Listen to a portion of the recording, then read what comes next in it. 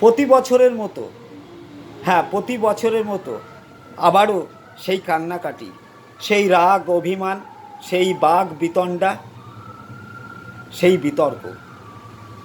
প্রতি বছর যেমন মা দুর্গা আসেন আমাদের মাঝে, আমরা শারদ উৎসবে বা দুর্গা উৎসবে আমরা মেতে উঠি প্রত্যেকটা বাঙালি এই বাংলার বুকে, তেমনি কান্নাও আসে প্রতি বছর। কোথায়? সন্তোষ মিত্র স্কোয়ারে সার্বজনীন দুর্গাপুজো মণ্ডপের কর্মকর্তা, তথাকথিত কর্মকর্তা ঠোঙা সজল। হ্যাঁ, ঠোঙা সজল নামে যিনি সর্বাধিক পরিচিত এই বাংলার বুকে, যার আসল নাম সজল ঘোষ, তিনি কান্নাকাটি করেন, তিনি রাগ করেন, তিনি অভিমান করেন, তিনি হাত ছোড়েন, তিনি পা ছোড়েন। এবারও তার ব্যতিক্রম হয়নি। এটা শারদ উৎসবের মতো প্রতি বছরের একটা নিয়ম হয়ে দাঁড়িয়েছে যে প্রতি বছর সন্তোষ মিত্র স্কোয়ারের দুর্গাপুজো হবে এবং সেখানে সজল ঘোষ কান্নাকাটি করবে, বিতর্ক করবে, ঝগড়া করবে, রাগ করবে। এটা একটা চিরচরিত একটা উপাখ্যান হয়ে দাঁড়িয়েছে এই বাংলার বুকে। তা যাই হোক, এবারও সজল ঘোষ কাঁদছেন, হাত পা ছুটছেন। তিনি বলেছেন মা দুর্গার মুখটা তিনি কালো কাপড়ে ঢেকে রাখবেন, দরকার হলে তিনি আগে আগে বিসর্জন দিয়ে দেবেন। অনেক রাগ, অনেক অভিমান। কিন্তু একটা জিনিস, একটা প্রশ্ন আসে মনে, যে এই সজল ঘোষ, এই ঠোঙা সজলের মতো মানুষরা যতদিন এই সন্তোষ মিত্র স্কোয়ারের পুজো কমিটিতে কর্মকর্তা হিসেবে ছিলেন না বা ছড়ি ঘোরাতেন না, বা যতদিন এই সজল ঘোষের মতো রাজনৈতিক পুঙ্গ, মানে প্রচার সর্বস্ব রাজনৈতিক ব্যক্তি, যাদের গায়ে মানে না আপনি মোড়ল, এমন ধরনের লোকরা এই কমিটিতে ছিল না, ততদিন পর্যন্ত এই সন্তোষ মিত্র স্কোয়ারের দুর্গা পুজোতে কোনো রকম কোনো বিশৃঙ্খলা বা কোনো রকম কোনো সমস্যা তো হয়নি। তা আজ হচ্ছে কেন?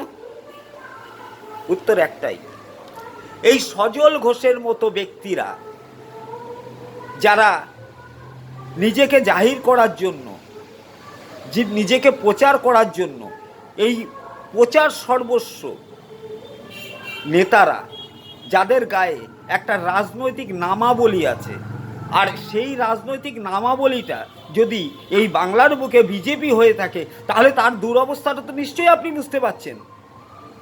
কারণ বাংলার এই বিজেপি নেতাদের ঝোলেও লাগে না, অম্বলেও লাগে না, কোনো কিছুতেও লাগে না। এদের কোনো কাজে বাংলার মানুষ কাছে পায় না, পাশে পায় না, সুখে পায় না, দুঃখে পায় না, বিপদে পায় না, আপদে পায় না, আগুনে পায় না, বন্যায় পায় না, ঝড়ে পায় না, খরাতে পায় না। তাহলে এদের তো একটা প্রচার নিয়ে বেঁচে থাকতে হবে, আলটিমেটলি এদের তো নির্বাচনে দাঁড়াতে হবে, এদের নামটা লোকদের জানাতে হবে, এদের খবরের শিরোনামে থাকতে হবে, এদেরকে মিডিয়ার সামনে বারবার, ক্যামেরার সামনে বারবার হাইলাইট হতে হবে নিজেকে, তাহলে চিনতে পারবে লোকে যে কে ঠোঙা সজল, কে শুভেন্দু অধিকারী, কে শ্রমিক ভট্টাচার্য।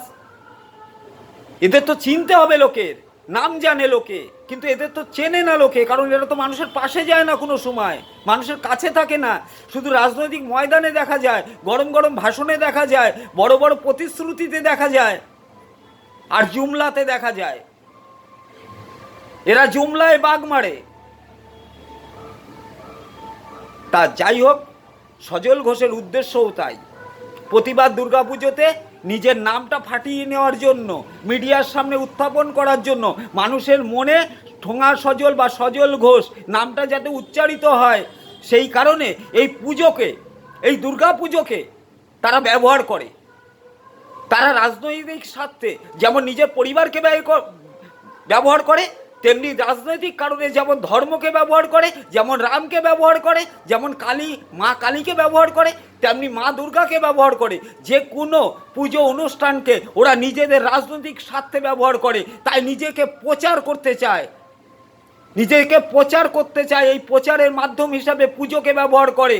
আজকে বড় বড় কথা বলে না প্রকৃত সনাতনী, শুভেন্দু অধিকারী নাকি প্রকৃত সনাতনী, আর সবাই নাকি ডুপ্লিকেট সনাতনী। তাই এরা হচ্ছে এই সনাতনীদের মূল শত্রু। তার কারণ এরা ধর্মকে ব্যবহার করছে রাজনৈতিক ফায়দা তোলার কাজে। আজকে বাংলার বুকে সমস্ত হিন্দু ধর্মাবলম্বী মানুষ, সমস্ত সনাতন ধর্মী মানুষকে আজকে জাগতে হবে। তার কারণ হিন্দু ধর্মটা কিন্তু পণ্য নয়, বিক্রি হয় না। আর এই বিজেপি দলটা, এই সজল ঘোষ, শুভেন্দু অধিকারী, শ্রমিক ভট্টাচার্যের মতো দলরা, লোকেরা আজকে এই ধর্মটাকে ব্যবহার করছে পণ্য হিসেবে, নিজেদের স্বার্থকে চরিতার্থ করার জন্য, নিজেদের ক্ষমতা কায়েম করার জন্য। অতএব চারিদিকে চোখ রাখুন, খেয়াল রাখুন, নিজের বিবেক বুদ্ধি দিয়ে সচেতন থাকুন। আজকে এই রাজনৈতিক কাঙালরা, এই রাজনৈতিক ভিখারিরা, বিজেপি নামক এই দলটা আজকে বলে বেড়াচ্ছে বাংলার বুকে নাকি হিন্দুরা খাতার মেয়ে আছে, বিপদে আছে।